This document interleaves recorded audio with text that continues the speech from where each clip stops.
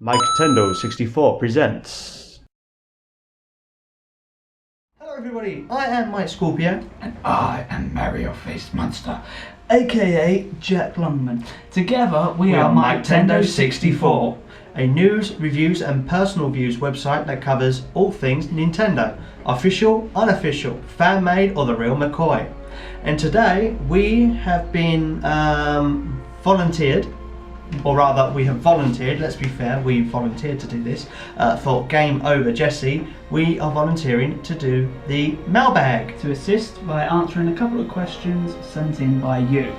So, to start us off, obviously you already know GameOver Jesse, the Zelda theorist, and what a great Zelda theorist he is. Notorious in the field. Absolutely. And so what we're going to do is we're going to put our very own Zelda theorist into his shoes, and we're going to read out a couple of questions that have been sent into the mailbag, and he's going to give us his opinions on Zelda theories, whether it's Zelda theology or the legend of the hero himself. Okay. So, to start us off, With question one. Yes, we go on the computer here. I'm just going to read it by Shadow7557. Should Zelda games get rid of themed dungeons like the Water Temple and Fire Temple and focus on new types of dungeons, or do you prefer themed dungeons?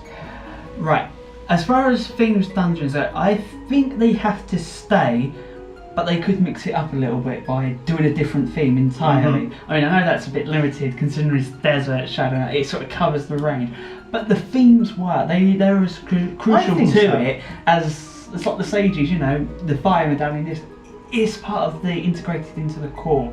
So the Exactly. themed state dungeons, it needs to stay because they are fundamental to it.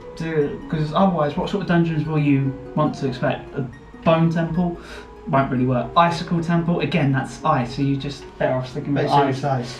I mean, if you look at it, for example, like saying, I mean, how can you have a fire-water temple merge unless the whole thing on top is on fire and then everything underneath the dungeon is flooded?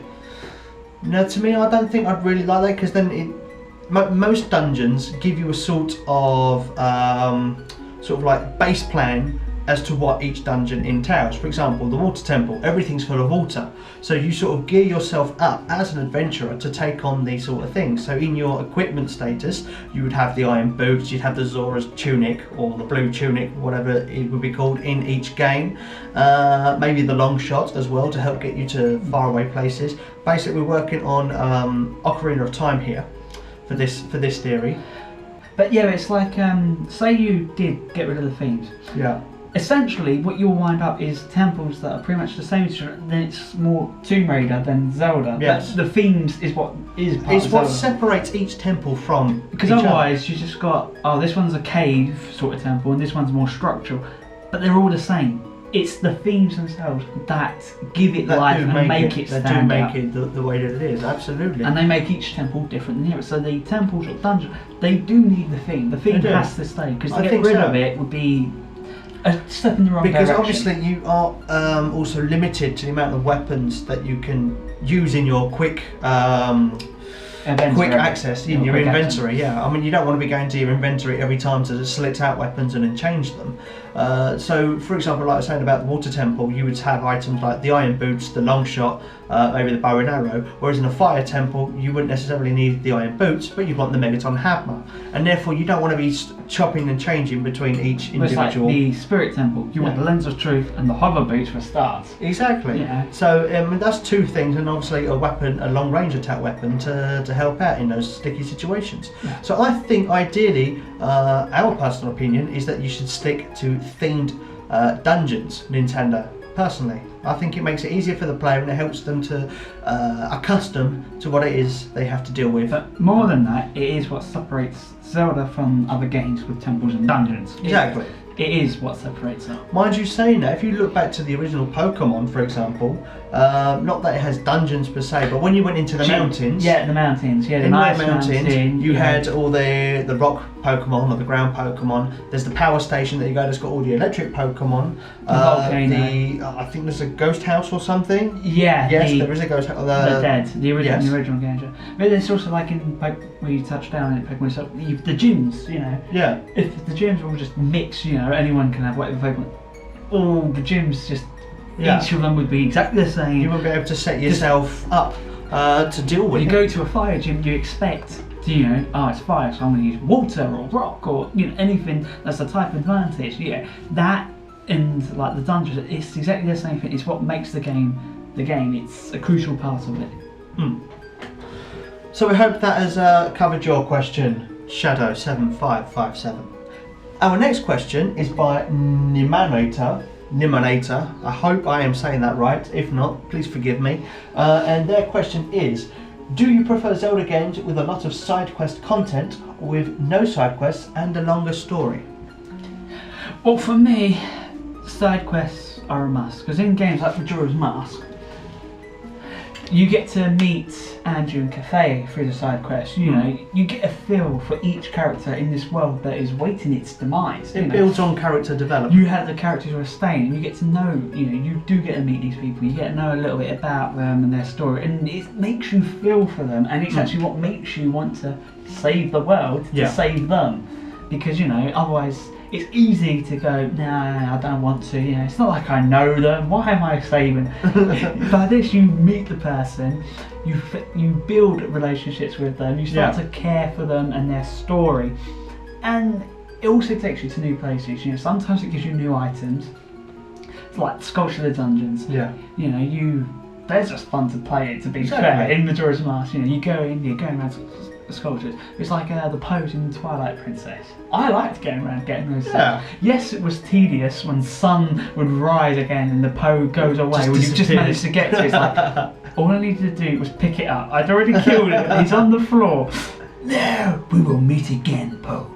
Count on. Side quests are a must. They have a huge, like, things, dungeons, they are what helps establish character in development for Link, because otherwise he's just... It also extends the life of the game, I think, as well, because it gives you more to do. I mean, if you just stuck to the main story, I mean, even if they did do a longer story, which is all well and good, but then in the end the story will finish. And then you have to think to yourself, well, what do I do now? Yeah, but it's, with that, it's like in books themselves. If you actually read a book, it's not always about beginning to end. There are side quests in the book, you know. Of course, there's different storylines, different parts of the story. Different parts of the story that take you elsewhere and finish. And it's exactly the same, you know. In the book, the plot twist is a side quest. It needs to be there because it's what helps establish the story and gives it more reason. Because if you're just going from the beginning, running to the end, you sort of cheating yourself out of the experience for starters. But also, in all fairness, Link is someone who's suddenly become a swordsman. You know, side quest gives him more time to practice his sword, so he's more of a seasoned swordsman when he fights up against Ganondorf. Because swords not easy, okay? It takes some people it takes years to master just to be able to shield. You know, because even the shield can be hassle set. Yeah, you can't just pick it up and, oh no, I can do this on the next one. There's a lot that goes into it that you don't see. It's like Link with Lara as well. Come on, you know, he picks it up, and the only person who's failing the archery is the gamer. So no, side quests are a must because it gives him the time to develop his skills. I mean, I must say I am a big procrastinator, so whenever it comes to doing the most or main important things, for example, do I go to work this morning? Do I take out the garbage? Do I have to pay my taxes this morning? No, I'm going to play video games instead. And it's just those little things, you know, trying to avoid having to actually do the gruesome act in which we have to do the main part of the story. But if we can avoid a little bit, if we can, to help extend the gameplay. Yeah, and the life of the game. Exactly. So, you know what else? It's also a lot more hilarious having, you know, doing the Link voice in your head. Do I go take out Ganondorf, or do I go get a heart piece? Or should I do fishing? And we're back to procrastinating. See, it's the things that gives the game life, you know. It's, the world is threatened, Zelda is gone, I'm going fishing. I'm gonna get that 21-pound fish. It speaks to Link's character, because don't forget when we do see him in the beginning, yeah, he's usually sleeping. Yeah, he's generally this lazy person who interestingly enough, you never see sleep again till like the end of the game, except in Skyward Sword, whenever you can just jump down on the bed. But yeah, it speaks to his laziness of the character. You know, when he's doing these things, it's like, I could do this, but I'm just gonna do this easy. It's simple, and I think that is what makes Link Link. You know, it speaks to him and it brings him further to life. Side quests are a must. I think so. Next question. This is by the Gamer Project 228, and they say, what if Zelda Wii U is before the flood of Hyrule in the Wind Waker? Because the starting clothes are similar and there is an ocean in Zelda U. I know it's kind of weird, but just a theory. Haha. What's the name? The Gamer Project 228. Well, Gamer Project, I actually like your theory because, like you said with the clothes, I don't think it's before the flood. I'm actually hoping it's after. Because in Wind Waker we meet Link for the first time when he's wearing clothes very similar. And then obviously that carries on into Phantom Hourglass. And then the third game, the trilogy, is Spirit Tracks, which is them 100 years later on the new kingdom or country they found at the end of Phantom Hourglass. I like to think that Zelda U is going to be a continuation to Phantom Hourglass. This is Link, the same Link, just a few years older, and he's exploring the new country, establishing the kingdom. Because in that you had like this pretty much an open world, but with like villages dotted here and there, and obviously Hyrule Castle. I sort of like the idea that it's a new land, and you know they're establishing the kingdom and all that's gone on. That's built this place. So, because with the clothes and that, and the general art style of that meets Skyward Sword, it has the feel for it. I personally think, now I'm of the other way. I personally think it probably takes place even sort of after the Skyward Sword storyline, because there's a big part in between Skyward Sword and obviously the first one, which I think is up to Ocarina of Time, if I'm correct. Yeah. Because all the others take place after. Including the very first game. Exactly. Which includes the introduction of Ganon, who comes in afterwards, much later. So in a way, I think it's probably somewhere in the storyline between Skyward Sword and Ocarina of Time. There just seems to be this big piece that could be that fit in there. Yeah, like you said, there is a piece, but obviously because the events are like Miniature Cap and that. Yeah. Like in there. But one theory I've been seeing on the internet that I really like, that seems to be gaining momentum, is that Zelda U is going to be a remake of the original Zelda game. That's the theory they've got going, because you know when they first established the game, they wanted this huge open world thing, and the way it's going, you know, it's sort of keen into how they always envisioned Zelda being. Yeah. Also, it explains why we ain't had a name for ages. It could just turn out to be just that, a rumour, but it'd be an interesting one nonetheless. I think so. Okay, so our next question is from Brian Sarmiento Chavez, and he says, what theories do you have on the mysterious character Linkle? I now ask, what do you think Linkle is based off, or is she not the reincarnation of the hero? Right, now this Hyrule Warriors. Yeah, from Linkle from Hyrule Warriors, obviously, and was originally meant to be in the first game, but she was a discarded concept. But what I like about her character is the tying to Twilight, her style. It looks a bit like Skyward Sword Zelda meets if Link from Twilight. Yeah. But the crossbows herself ties into that of Twilight Princess. And what I like is apparently in the remaster, some of the characters in Alden are having some slight changes done to From Alden Village. From Alden Village, which sort of ties into a theory here. Because if you remember, in Twilight Princess, there's the young boy Colin, who's a fan of Link.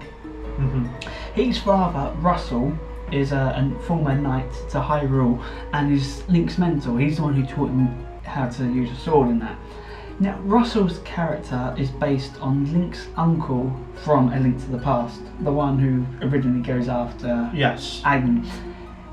There also, the theory is Russell isn't just a mentor, but he might actually be Link's uncle.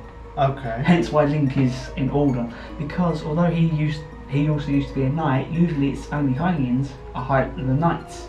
and because he's got the rounded ears, he's deemed not Hylian, but he could have easily have been the son of a Hylian and someone else, except he hasn't got the prominent Hylian details. Hylian ears. But Russell had a daughter, a baby girl, who was never named and you never really saw.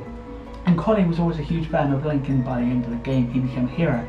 My theory is, because of the Twilight Princess tie, Linkle might be the little girl. Because Colin was such a fan of Link, he named, or would call his sister a name after the person. Link. And because she's little, Linkle, little. Link, little Link. Well guys, that is all we have got time for of your lovely questions, and we just want to say once again, thank you GameOver Jesse for allowing us to join your mailbag. And sadly, that is our lot. And if you have any further questions for us to answer, or criticism over what we've said, we would love to hear them, so be sure to comment on the bottom of the video below. And don't forget, if you'd like to see us again, to vote us in. It's the only way to be able to get us back. Yes, this is like Big Brother meets YouTube. If you enjoy our theories and our madcap ideas, then please be sure to make it known so that we can come back with more theories and opinions just for you. Yes. And if you'd like to see more of our stuff, then please be sure to check out our YouTube channel, Miketendo64, where we have our very own videos. Not like Zelda Theories, but other sort of video games that we have played, showcases, and our very own Miketendo64 Direct, where we bring news and updates directly to you. And if you can't be asked to watch anything, our website Miketendo64 has a whole range of feature articles pertaining to Zelda and the likes of that, including is the next remake going to be Phantom Hourglass? All that and more at Miketendo64. Till next time, take care. Thanks guys and girls for watching this video. If you would like to see more videos, be sure to check out our YouTube channel, Miketendo64. We have various web series like playthroughs and Nintendo news that you may be interested in, from Super Smash Bros to Super Mario Maker. Also, be sure to stay up to date on various news and announcements about Nintendo via our website, Miketendo64.com. You can also like and follow us on Facebook and Twitter. Well, until next time, keep on gaming.